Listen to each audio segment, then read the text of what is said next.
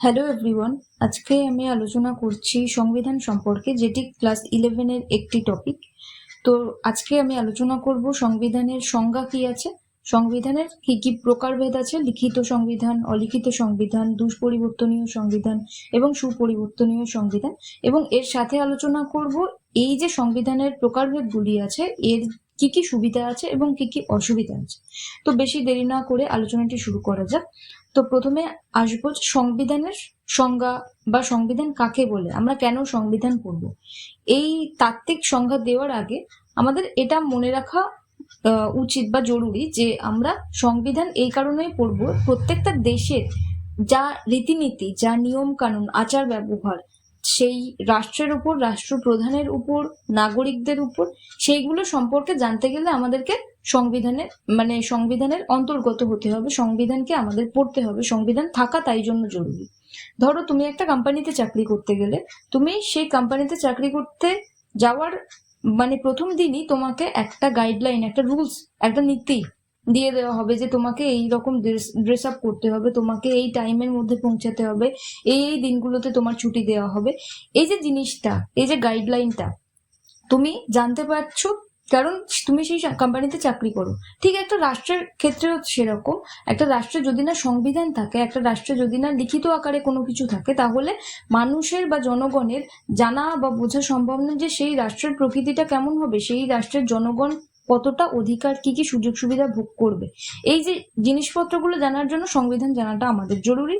এবারে আসি সংবিধানের সংজ্ঞা সম্পর্কে, যেখানে লর্ড ব্রাইস যিনি ছিলেন তিনি সংবিধান সম্পর্কে মত দিয়েছেন যে সংবিধান হলো এমন একগুচ্ছ আইন ও নিয়মাবলী যা রাষ্ট্রের জীবনকে নিয়ন্ত্রণ করে এবং যার মাধ্যমে রাষ্ট্র তার ইচ্ছা প্রকাশ ও বাস্তবায়ন করে। তাহলে কি বললাম, আমি যেটা কোম্পানির এক্সাম্পল দিয়ে বললাম সেটাই এখানে বলা আছে যে সংবিধান হলো এমন একগুচ্ছ আইন যা মানুষের জীবনকে নিয়ন্ত্রণ করে এবং রাষ্ট্রের জীবন বলতে তো মানুষ কিভাবে জীবনযাপন করবে, তার কতটা অধিকার, সে কতটা জিনিসপত্র ভোগ করবে, সেই জিনিসগুলোকেই বোঝানো হয় আর কি। এবং যার মাধ্যমে রাষ্ট্র তার ইচ্ছা প্রকাশ করবে। রাষ্ট্র তার ইচ্ছা বলতে রাষ্ট্র কেমন হবে, রাষ্ট্রের আকৃতি, রাষ্ট্রের প্রকৃতি কেমন হবে, এই সমস্ত কিছু সংবিধান হচ্ছে ডিফাইন করে দেবে। ঠিক আছে, এবার আসি অ্যারিস্টটলের মতে সংবিধান কি।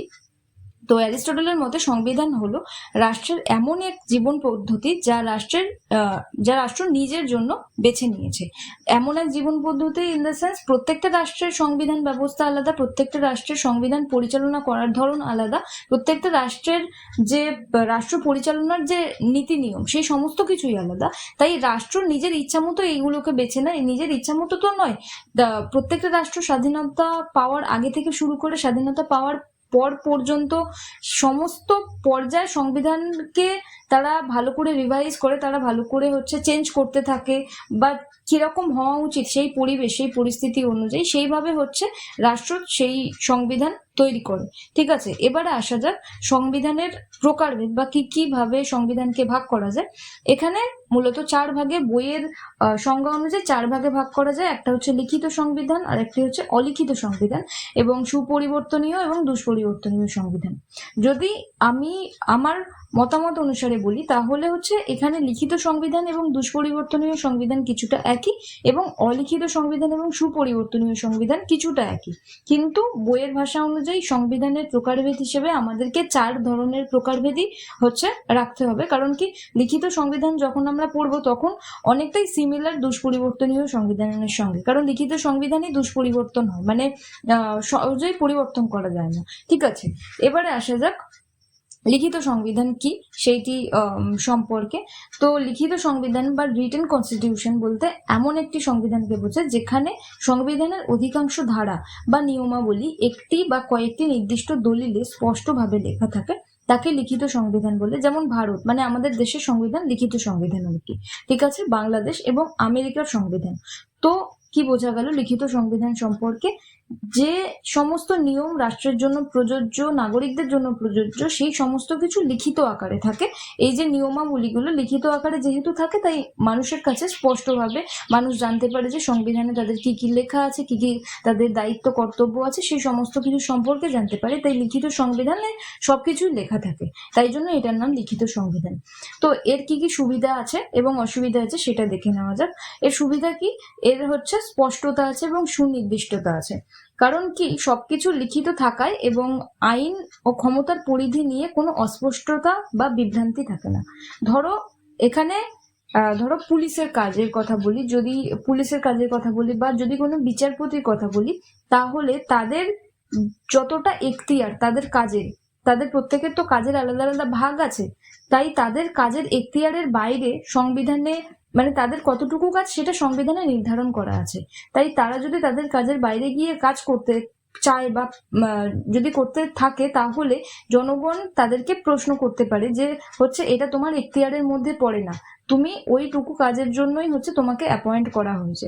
তাই জন্য যেহেতু লিখিত আছে, তাই জন্য এটা স্পষ্টতা আছে যে কার কাজ কতটুকুনি সেইটুকুই কাজটা করতে পারবে আর কি। তারপরে আসি নাগরিক অধিকার রক্ষা। জনগণের মৌলিক অধিকারগুলি সংবিধানে স্পষ্টভাবে লেখা থাকে, ফলে সরকার চাইলেই তা সহজে কেড়ে নিতে পারে না।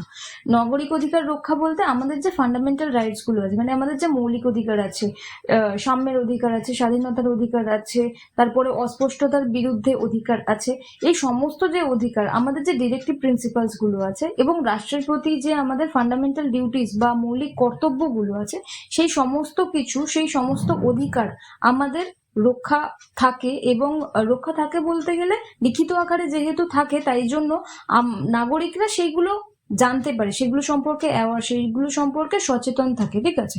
তো তারপরে যুক্তরাষ্ট্রীয় ব্যবস্থার ক্ষেত্রে উপযোগী, কেন্দ্র ও রাজ্যের ক্ষমতার ভাগাভাগি করার জন্য লিখিত সংবিধান অপরিহার্য। তোমরা সবাই জানো যে হচ্ছে ভারতের যে সংবিধান বা ভারতের যে সিস্টেম, সেটা একটা ফেডারেল স্ট্রাকচারের মধ্যে দিয়ে যায়। ফেডারেল মানে হচ্ছে যুক্তরাষ্ট্রীয় স্ট্রাকচার, যেখানে কেন্দ্র নিজের জন্য আইন বানাতে পারে, রাজ্যও নিজের জন্য আইন বানাতে পারে, এবং কিছু কিছু ক্ষেত্রে কেন্দ্র ও রাজ্য যুগ্মভাবে হচ্ছে আইন বানাতে পারে, ঠিক আছে। তো এই সমস্ত জিনিসের যখন ব্যবস্থা থাকে, সেটা লিখিত সংবিধানের মধ্যেই থাকে। কারণ কি হচ্ছে, যদি শুধুমাত্র কেন্দ্র কোনো জিনিসে আইন বানায়, সেই জিনিসটা রাজ্যের ক্ষেত্রে অ্যাপ্লিকেবল নাও হতে পারে। রাজ্যের যে পরিবেশ সেইটা আলাদা পরিবেশ, এবং রাজ্য তার নিজের নিয়ম অনুসারে যদি না আইন বানায়, তাহলে দুটোর ক্ষেত্রে হচ্ছে চেক অ্যান্ড ব্যালেন্স থাকবে না, অ্যাকাউন্টেবিলিটি থাকবে না। তাই জন্য কেন্দ্র ও রাজ্য আলাদা আলাদা ভাবে আইন বানাতে পারে, যেটা লিখিত সংবিধানে হচ্ছে থাকে আর কি। এবারে আসা যাক লিখিত সংবিধানে কি কি অসুবিধা আছে সেইগুলো সম্পর্কে। প্রথমেই আছে হচ্ছে অনমনীয়তা। তো অনমনীয়তা বলতে এখানে সমাজ পরিবর্তনের সাথে দ্রুত সংবিধান বদলানো যায় না। যেহেতু লিখিত আকারে থাকে, তাই জন্য লিখিত সংবিধান পরিবর্তন করা একদম খুবই দুষ্কর ব্যাপার। পরিবর্তন করা যাবেই না, এরকম পরিবর্তন হতে গেলে অনেকগুলো প্রসেসের মধ্যে দিয়ে যেতে হবে, এটাই হচ্ছে এর ব্যাপার আর কি। এবং এটি প্রগতির অন্তরায়। এটি অনেক সময় যুগের চাহিদার সঙ্গে তাল মেলাতে পারে না, ফলে রাজনৈতিক স্থবিরতা দেখা দিতে পারে। এটি যুগের সঙ্গে তাল মেলাতে পারে না বলতে গেলে, যেসব দেশে অলিখিত সংবিধান আছে, তারা চাইলেই তাদের সংবিধান খুব সহজেই পরিবর্তন করতে পারে, তাই জন্য লিখিত সংবিধান সেই জায়গায় দাঁড়িয়ে খুব তাড়াতাড়ি যেহেতু চেঞ্জ হতে পারে না, তাই জন্য এটা এর অসুবিধা একটি, ঠিক আছে। এবারে আসা যাক অলিখিত সংবিধান বা আনরিটেন কনস্টিটিউশনে। অলিখিত বলতে এই যে আমাদের শব্দটা আছে, এই শব্দটার মধ্যেই আছে যে সংবিধান লেখা থাকে না, সেটাকেই বলবো অলিখিত সংবিধান। তাহলে যে সংবিধানে অধিকাংশ নিয়ম কোনো নির্দিষ্ট দলিলে লেখা থাকে না, বরং দীর্ঘদিনের প্রথা, রীতিনীতি, আচার আচরণ ও আদালতের সিদ্ধান্তের উপর ভিত্তি করে গড়ে ওঠে, তাকে অলিখিত সংবিধান বলে। যেমন ব্রিটেনের বা যুক্তরাজ্যের সংবিধান, মানে আমরা ইউকের যে কনস্টিটিউশন কে দেখি, সেই কনস্টিটিউশন হচ্ছে অলিখিত, মানে আনরিটেন ইন নেচার, ঠিক আছে। তো যে সংবিধানের অধিকাংশ নিয়ম নীতি একদমই লেখা থাকে না, কোনো নির্দিষ্ট নিয়ম নীতি, মানে ব্রিটেন যেভাবে হচ্ছে তাদের স্বাধীনতা, তো ব্রিটেনের লাভ, মানে তারাই সব দেশের উপর সাম্রাজ্য কায়েম করেছিল, তাই তাদের স্বাধীনতা এমনি এমনিই চলে এসেছিল। অবশ্যই তাদেরকেও যুদ্ধ করতে হয়েছিল, কিন্তু তাদের যে রীতিনীতি, তাদের মানে মানব সভ্যতার ইতিহাসে তাদের যে রীতিনীতি, তাদের যে আচার আচরণ, এবং তাদের যে আদালতের যে সিদ্ধান্ত, সেইগুলোর উপরে যে সমস্ত নীতি বেরিয়ে এসছে, সেগুলোকেই তারা নিয়ম হিসেবে মানে এবং সেইগুলোকেই তারা সংবিধান হিসেবে মানে। তো তাই জন্য তারা আর লিখে উঠতে পারেনি আর কি। তো এর কিছু সুবিধা আছে, যেমন নমনীয়তা এবং গতিশীলতা। দেশের যে কোনো জরুরি পরিস্থিতিতে বা যুগের পরিবর্তনে এই সংবিধান খুব দ্রুত এবং সহজেই পরিবর্তন করা যায়।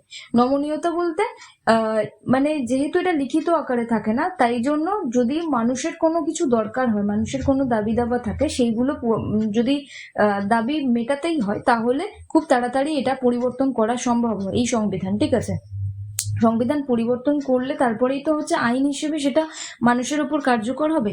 তাই জন্য এটা নমনীয় এবং গতিশীল হিসেবে মানে পরিচিত আর কি। তারপরে বিপ্লবের সম্ভাবনা কম। জনগণের চাহিদার সাথে মিল রেখে জনগণের চাহিদার সঙ্গে মিল রেখে আইন সহজে বদলানো যায়, ফলে এখানে গণ অসন্তোষ বা বিপ্লবের ঝুঁকি কম থাকে।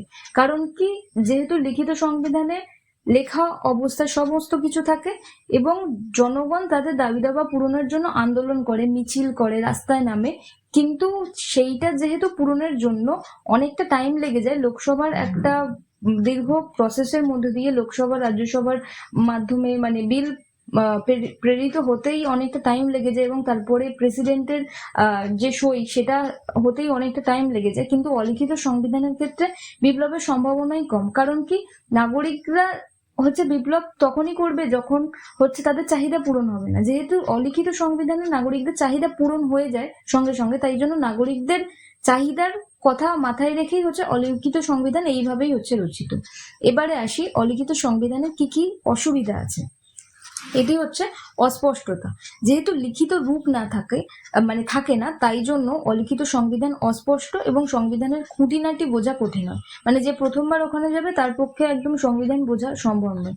যে দেশের সংবিধানগুলো লিখিত আকারে থাকে সেই দেশের সংবিধানগুলো তাও বোঝা সম্ভব, যে সংবিধানের রূপ কেমন, রাষ্ট্রের রূপ কেমন, নাগরিকরা কি চায়, নাগরিকদের কতটা অধিকার আছে, সেই সমস্ত বোঝা সম্ভব। কিন্তু অলিখিত সংবিধানের এটা একটা বড় অসুবিধা, যে হচ্ছে এই সংবিধান অস্পষ্ট। ঠিক আছে, এবার হচ্ছে শাসক গোষ্ঠীর স্বেচ্ছাচারিতা। শাসক গোষ্ঠীর স্বেচ্ছাচারিতা বলতে বোঝায় যে সরকার বা ক্ষমতাসীন দল অনেক সময় নিজেদের সুবিধা মতো প্রথা বা নিয়মের ব্যাখ্যা দিয়ে স্বৈরাচারী হয়ে উঠতে পারে। এটা অবশ্যই, কারণ কি, লিখিত সংবিধানে সবকিছু লেখা থাকে যে শাসকের কতটুকু ভূমিকা আছে, সে কতদিনের জন্য থাকতে পারবে, তার কতটা কাজ, সেই সমস্ত কিছু যেহেতু লেখা থাকে, তাই জন্য শাসক গোষ্ঠী স্বেচ্ছাচারিতা হওয়ার সম্ভাবনা থাকে না। কিন্তু অন্যদিকে অলিখিত সংবিধানে শাসক গোষ্ঠী স্বেচ্ছাচারিতা বেড়ে যায়। কারণ কি, সে মানে তার যে সংবিধান, সেই দেশের যে সংবিধান, সেটা লেখা অবস্থায় থাকে না, তাই জন্য যখন ইচ্ছা যেভাবে হচ্ছে নিজের ইচ্ছা মতো ইন্টারপ্রিট বা ব্যাখ্যা করতে পারে। ঠিক আছে, এবার আসা যাক 3 নম্বর সংবিধানে, সেটা হচ্ছে দুষ্পরিবর্তনীয় বা রিগিড কনস্টিটিউশন। এটা বললামই আগে যে লিখিত সংবিধানের মতো লিখিত সংবিধান দুষ্পরিবর্তনীয় হয়। ঠিক আছে, যে সংবিধান সহজে পরিবর্তন বা সংশোধন করা যায় না এবং সংবিধানের মানে সংশোধনের জন্য বিশেষ কোনো জটিল পদ্ধতি বা সংসদের 2/3 বা 3/4 মেজরিটি বা গণভোটের প্রয়োজন হয়, তাকে দুষ্পরিবর্তনীয় সংবিধান বলে, যেমন আমেরিকার সংবিধান, এবং এটা ভারতের সংবিধানও এর উদাহরণ হবে। ঠিক আছে, তো দুষ্পরিবর্তনীয় সংবিধান মানে যেখানে 2/3 মেজরিটি মানে কি, ধরো আমাদের লোকসভায় 543 জন মেম্বার আছে, মানে মেম্বার মানে সদস্য বা স্ট্রেংথ বা সিট আছে। ঠিক আছে, 543 জন সদস্য পুরো দেশ থেকে, আমাদের দেশে যত কটা রাজ্য আছে সবকটা থেকে, সবকটা কনস্টিটিউয়েন্সি থেকে হচ্ছে নির্বাচিত হন। ঠিক আছে, মানে জনগণ ভোট দিয়ে তাদেরকে নির্বাচন করেন। কিন্তু তারা যখন কোনো একটা বিল উত্থাপন করে সেইটা মানে সেটাকে আইন হিসেবে প্রেরিত করার জন্য 2/3 মেজরিটির দরকার হয়। 2/3 মেজরিটি পেলেই তারপরে সেটাকে আইন হিসেবে বলবৎ করা হবে এবং তারপরে সেটা সংবিধানে গিয়ে উঠবে। ঠিক আছে, তো এটা হচ্ছে এর একটা বড় ধাক্কা। 2/3 যদি সমর্থন না করে তাহলে সেটা কখনো আইন হিসেবে মানে হতে পারে না, আইন হিসেবে আইন লাভ করতে পারে না। তারপরে এবারে আসা যাক হচ্ছে এর কি কি সুবিধা আছে। ঠিক আছে, তো স্থায়িত্ব এবং নিরাপত্তা। ঘন ঘন সরকার পরিবর্তনের সাথে সাথে দেশের মূল আইন এবং নীতি বদলে যায় না, এটি রাষ্ট্রের রাজনৈতিক স্থিতিশীলতা বজায় রাখে। স্থায়িত্ব বলতে এখানে বোঝায় যেহেতু নাগরিকদের অধিকার এবং যে সমস্ত জিনিসগুলো সুরক্ষিত আছে সংবিধানে, সেগুলো যেহেতু বারবার বদলে যায় না, তাই নাগরিকরা একটা প্রথাগত একটা ধারাবাহিকভাবে তাদের যে জীবনযাপন সেটা তারা করতে পারে। তাই জন্য তাদের যে অধিকারগুলো সেটা নিরাপদ থাকে আর কি। এবং সংখ্যালঘুদের স্বার্থ রক্ষা, আমরা জানি যে ভারতের সংবিধানে সংখ্যালঘুদের জন্য কতটা হচ্ছে রিজার্ভেশন যে কোনো ক্ষেত্রে দেওয়া হয়, এবং সংখ্যালঘুদের যাতে অস্তিত্ব মাটিতে মিশে না যায়, মানে সংখ্যাগুরুদের সাথে হচ্ছে তাদেরকে যাতে একসাথেই দেখা হয়, সেই জন্য সরকার বা হচ্ছে আমাদের যে সংবিধান আছে সেটার মধ্যে অনেক পদক্ষেপ নেওয়া হচ্ছে। তাই সংখ্যালঘুদের স্বার্থ রক্ষা করার জন্য দুষ্পরিবর্তনীয় সংবিধান বা লিখিত সংবিধান একইভাবে হচ্ছে মানে কাজ করে যায় আর কি। সংখ্যাগুরু দল চাইলেই হচ্ছে একক সিদ্ধান্তে সংবিধান বদলে সংখ্যালঘুদের উপর অন্যায় কিছু চাপিয়ে দিতে পারে না, কারণ কোনো আইনকে হচ্ছে মানে কোনো বিলকে আইন হিসেবে পরিণত হতে গেলে সেটার জন্য 2/3 বা হচ্ছে 50% মেজরিটি চাই। তাই জন্য সেই জিনিসটা যদি আইন হিসেবে পরিবর্তিত হওয়ার আগেই হচ্ছে সংখ্যালঘুদের পরিপন্থী হয় বা বিপক্ষে হয়, সেটা অনেক ক্ষেত্রে আটকে দেয় আর কি। এবার আসা যাক দুষ্পরিবর্তনীয় সংবিধানে কি কি অসুবিধা আছে। তো দুষ্পরিবর্তনীয় সংবিধান জরুরি অবস্থার অনুপযোগী।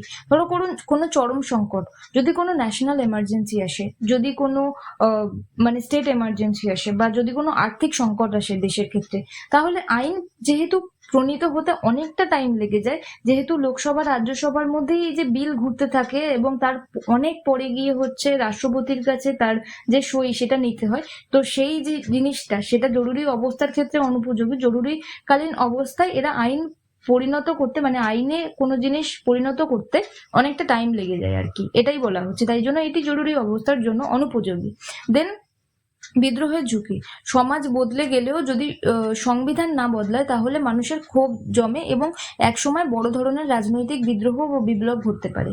দুষ্পরিবর্তনীয় সংবিধান এবং লিখিত সংবিধান যেহেতু একই বলেছিলাম, এবং এটি সমাজ মানে পরিবর্তনের জন্য একটা অন্তরায়, কারণ কি হচ্ছে এই যে সংবিধান সেটা পরিবর্তন হতে অনেকটা টাইম লেগে যায়, সেক্ষেত্রে অলিখিত যে সংবিধান আছে সেই সংবিধান খুব তাড়াতাড়ি পরিবর্তন হয়ে যায়, তাই জন্য ওখানে বিদ্রোহের ঝুঁকি বা বিপ্লবের ঝুঁকি কম আছে। কিন্তু এখানে দুষ্পরিবর্তনীয় সংবিধানে বা লিখিত সংবিধানে আমাদের বিদ্রোহের ঝুঁকি অনেক বেশি থাকে, তাই জন্য মানে আর কি এই সংবিধানের বৈশিষ্ট্যই হচ্ছে এটা।